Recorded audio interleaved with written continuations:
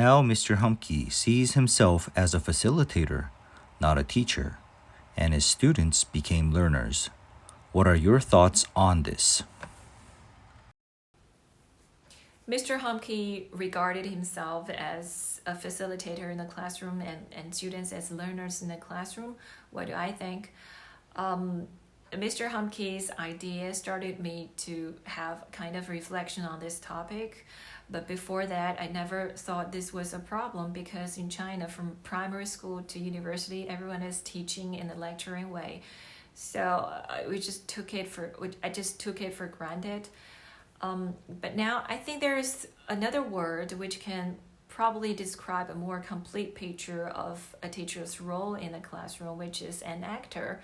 Actually, a teacher's role should vary in a classroom according to different learning and teaching needs.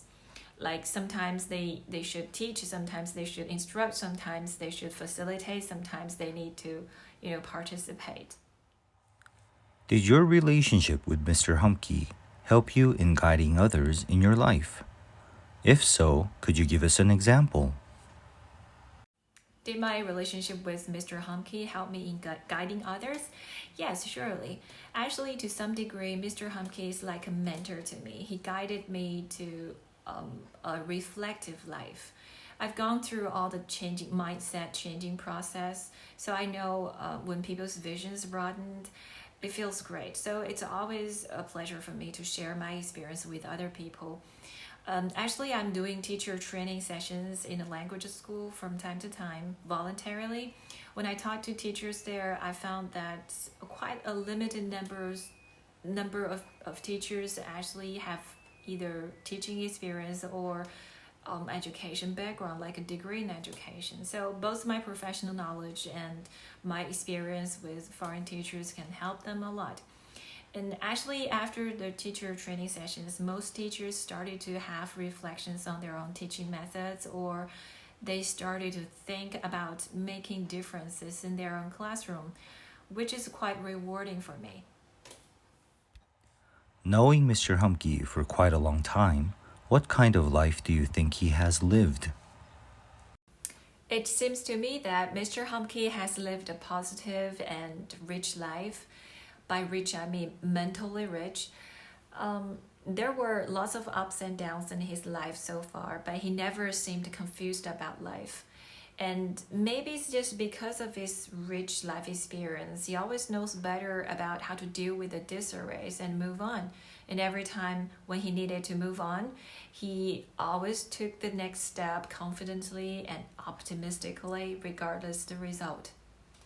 About Mr. Humpke's weakness, I would say most of his Chinese colleagues' first impression of him might be uneasygoing or sometimes even stubborn, because he was not someone who could easily compromise when it comes to the problem of teaching and learning.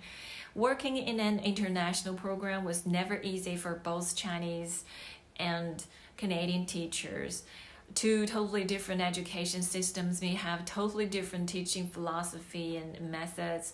So there were conflicts caused by cultural difference going on in the program every day and everywhere, which required a lot of time and energy for teachers from both sides to explain things to each other.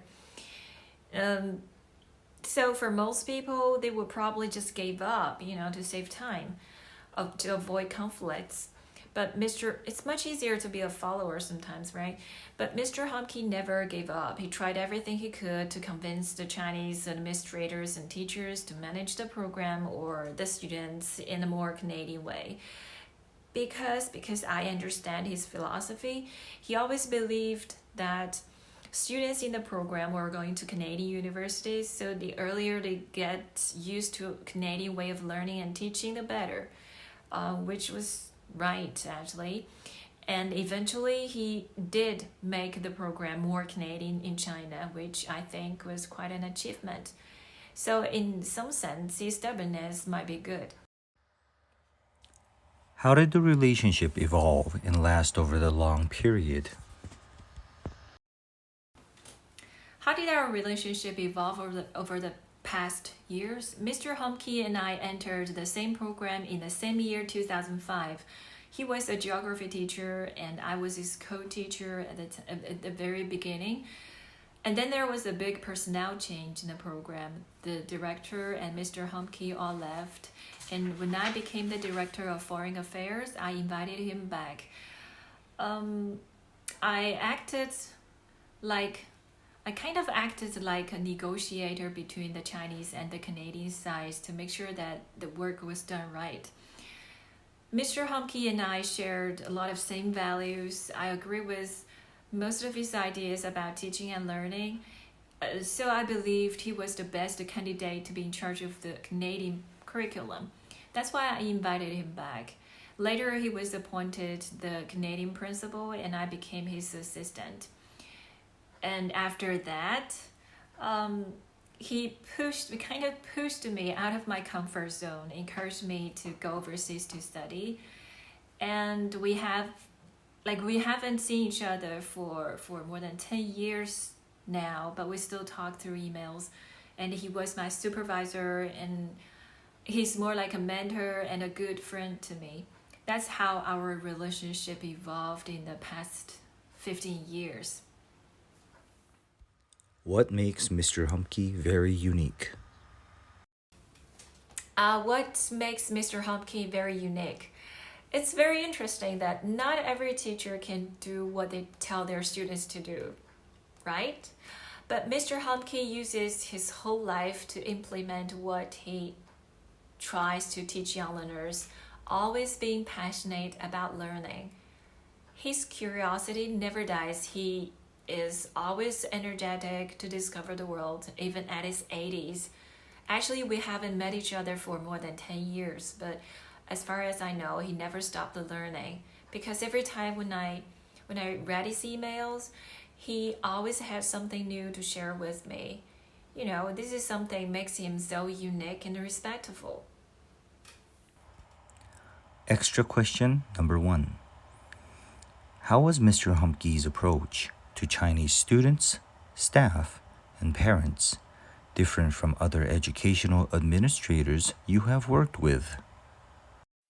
Mr. Humbke's approach is very different from most Chinese parents and teachers' approach. The major difference is that Chinese schools from primary school to high school will spend most of the time on the lecturing or reviewing of the knowledge, the memorization of the knowledge, and doing tests. But Mr. Humbke's classroom focused more on the practice of actual skills, that is, the use of knowledge. Take English, for example. He emphasized the importance of listening, speaking, reading, and writing skills rather than simply teaching grammar rules in his classroom. So you will see a lot of activities going on in or outside his classroom. And he also realized the importance of changing people's or students' mindset in the first place in order to make his teaching more effective. He knows Chinese students very well, and he knows that anytime he asks them to participate in any speaking activities, most Chinese students would rather keep silent to avoid making mistakes. So every time he met new students, he would definitely tell them 3 things to change their mindset in the first place. And the first one is put your face into your pockets. And the next one is tell yourself, I love making mistakes. And the last one is ask questions.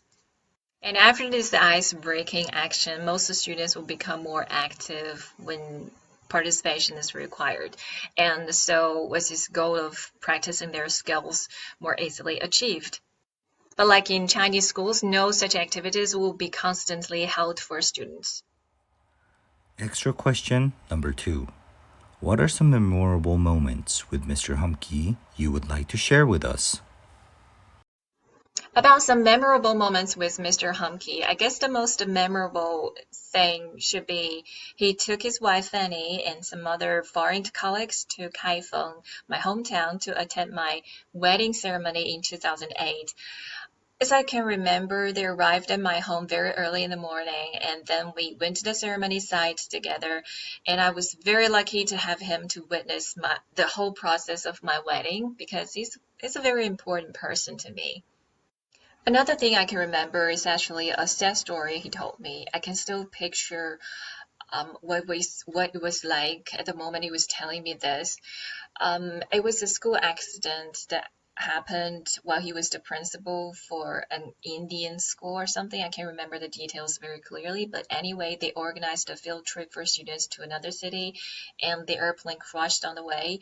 All the kids were killed in the accident. It was his job to inform all the parents of their kids' death, actually. It was very hard time for him. And what impressed me the most was his description of a mom's reaction on hearing the bad news.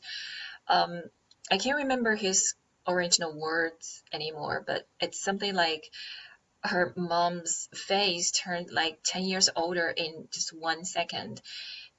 And looking back at Mr. Humpke's face, I can still remember that his face was twisted with great agony and sympathy at the time. So that was the most impressive part for me. Because as he said, nobody actually expected such things to happen. And from this, actually I can tell that was the moment for me to realize what kind of person he was. It was a person with a great sympathy and kindness.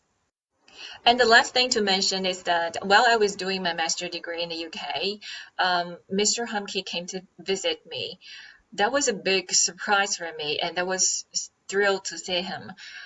He did have the habit to visit his learners all around the world in different places and schools, but I was never expecting him to do this to me because I was merely his colleague.